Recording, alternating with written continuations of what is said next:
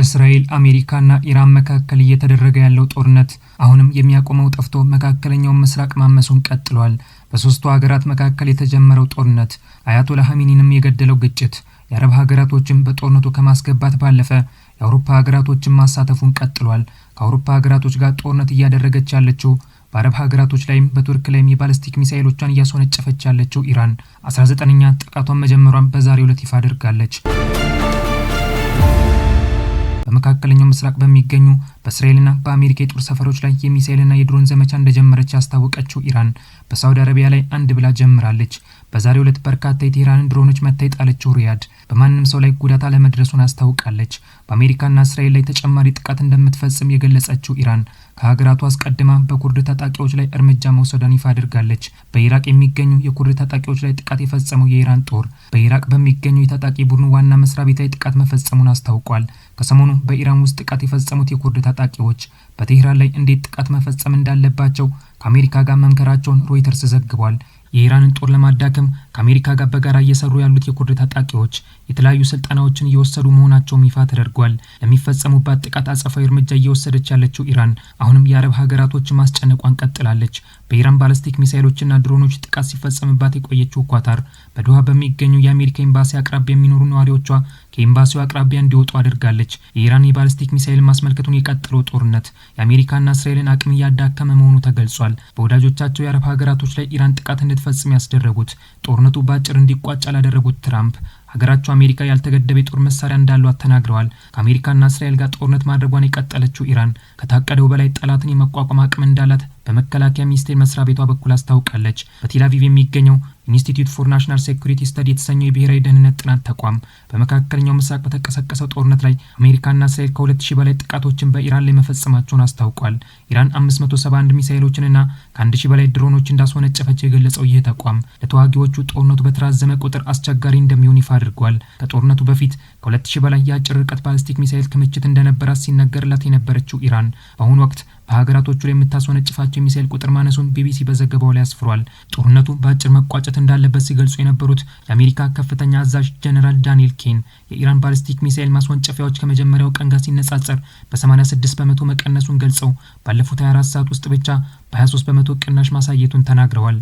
Iran's theater ballistic missile shots fired are down 86% from the first day of fighting, with a 23% decrease just in the last 24 hours. ከጦርነቱ በፊት በ10 ሺዎች የሚቆጠሩ የሻሂድ ድሮኖች እንዳሏት ሲነገርላት የነበረችው ይህንንም ድሮን ሩሲያ በዩክሬን ላይ ጥቃት እንድትፈጽም ወደ ሞስኮ የላከችው ቴህራን ከባሊስቲክ ሚሳኤል በተጨማሪ በእስራኤልና በአረብ ሀገራቶች ላይ ጥቃት ሲፈጽም የነበሩ ድሮኖቿ በ7 በመቶ መቀነሱን ዳንኤል ኬን አስታውቀዋል። ከኢራን ጋር በምታደርገው ጦርነት በየ24 ሰዓት ውስጥ ከ700 ሚሊዮን ዶላር በላይ እያወጣች ያለችው ዩናይትድ ስቴትስ በጦር መሳሪያ ክምችቷ ላይ ጉዳት እያደረሰ መሆኑን ቢቢሲ በዘገባው ላይ አስፍሯል። በአመት 700 የሚሆን የፓትሪዮት ሚሳኤሎችን የምታመርተው አሜሪካ የኢራን ባሊስቲክ ሚሳኤል ጥቃት የሚቀጥል ከሆነ በጦር መሳሪያ ክምችቷ ላይ ጉዳት እንደሚያደርስ ተገልጿል። በሳምንቱ መጨረሻ ከአሜሪካ የመከላከያ ድርጅቶች ጋር ለመገናኘት ዝግጅት እያደረጉ ያሉት ትራምፕ በእርግጥም በአሜሪካ የጦር መሳሪያ ክምችት ላይ ስጋት እንዳለ የሚያሳይ ምልክት መሆኑ ተገልጿል።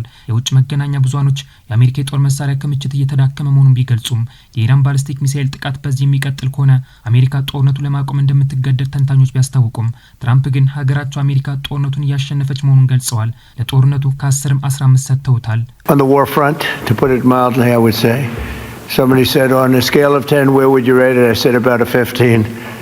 And we're going to continue to do well. We have the greatest military.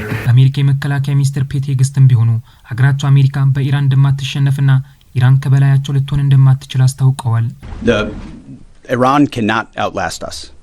We are going to ensure through violence of action and our offensive capabilities and our defensive capabilities, as I said, that we set the tone and the tempo of this fight. በዛሬው ዕለት የቀድሞ መሪዋን አያቶላ ኻሜኒን ስርዓተ ቀብር ልታከናውን የነበረችው የቀብር ስነ ስርዓቱንም ላልተወሰነ ጊዜ ያራዘመችው ኢራን ልጃቸውን ሞጅተባ ኻሜኒን ጠቅላይ መሪዋ ለማድረግ ማሰቧ ተገልጿል። አባታቸውን፣ እናታቸውን፣ ባለቤታቸውንና እህታቸውን በአሜሪካና እስራኤል ጥቃት በሞት ያጡት ሞጅተባ ኻሜኒ በአባታቸው ዙፋን ላይ እንደሚቀመጡ ድምጽ መሰጠቱ ቢገለጽም መሪዎቿን ለአሜሪካና እስራኤል የጦር ጀቶች ጥቃት የምትገብረው ቴህራን ጠቅላይ መሪዋን ከጥቃት ለመጠበቅ ይፋ ከማድረግ መቆጠቧ ተገልጿል።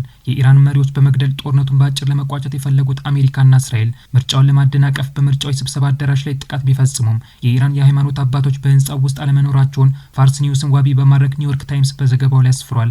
አሜሪካንን፣ እስራኤልን፣ ኢራንንና የአረብ ሀገራቶችን እያመሰቃቀለ ያለው ጦርነት የአውሮፓ ሀገራቶችን ማሳተፉን ቀጥሏል። እንደ እንግሊዝ፣ ፈረንሳይና ጀርመን ያሉ ሀገራት የጦር መርከቦቻቸውን ወደ መካከለኛው ምስራቅ ልከዋል።